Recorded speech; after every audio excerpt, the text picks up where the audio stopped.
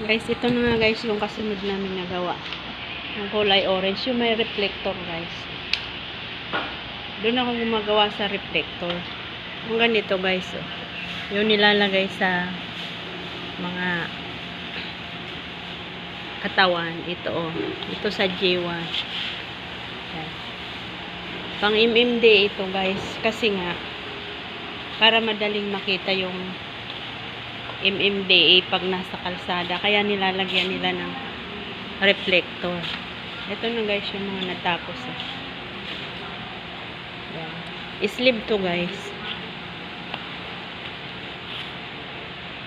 As doon naman yung pantalon. Sa dulo. Pantalon doon. Ito guys yung back body. Yan.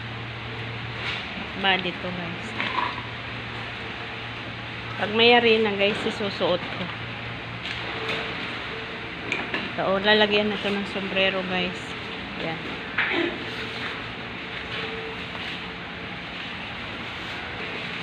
Ito naman yung molde para sa back body.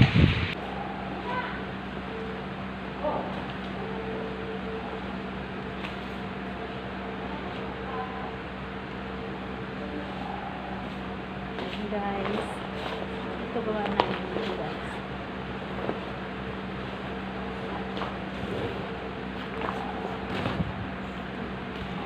Pupolding ko siya guys.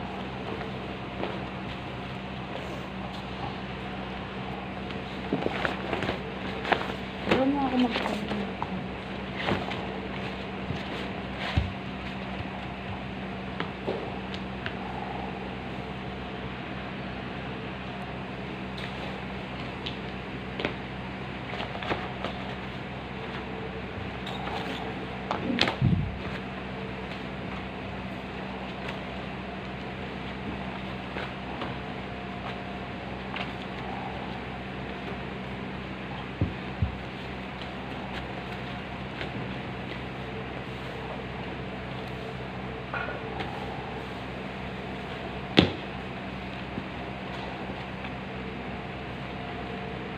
Yung pantalon. Parehas lang naman ito.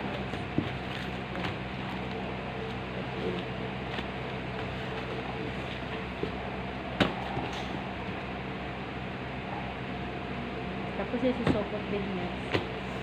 Parehas lang naman. Ito na guys yung mga gawa namin. May ano na yan guys. May bilong. Ito yung sleeve. Ito naman guys yung side sleeve.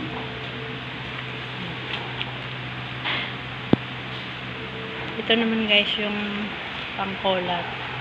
Yan ang nakakabit ng sombrero.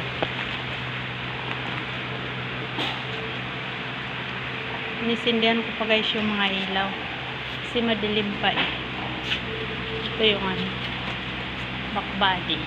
Guys, ito naman guys yung patapos na nagawa namin. Diba yung reflector guys? Ito guys yung kulay orange. Yan. Patapos na siya guys. Kaya angkas na ang gagawin namin. Yan. Yan. Kulay green naman guys. Susuot ko siya. Yan guys. Ito guys, isusuot ko ang kapote.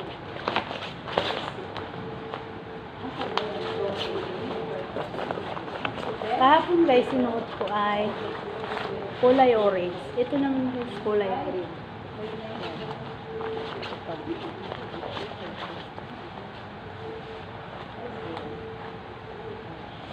Alin ba mas maganda guys?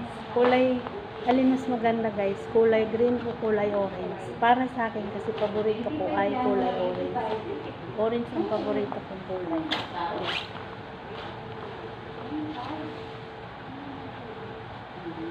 Pag nakasuot guys na naka-tricycle, naka-motor ka. Pag nakasuotong naka-motor ka guys, mas kitang-kita ka. No? Kasi may reflector siya guys.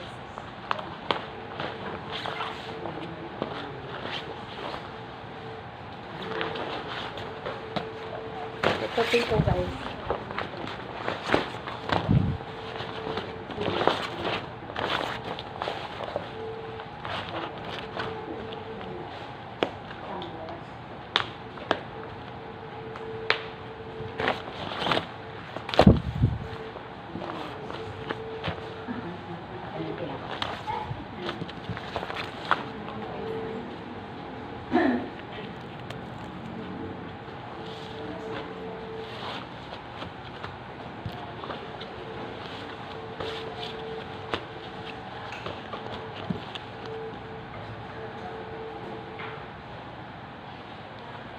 Yan, guys.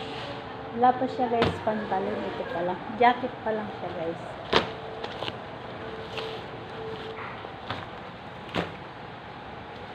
Thank you Lord sa araw-araw na blessings na binibigay mo sa amin at sa kalakasan para makapagtrabaho.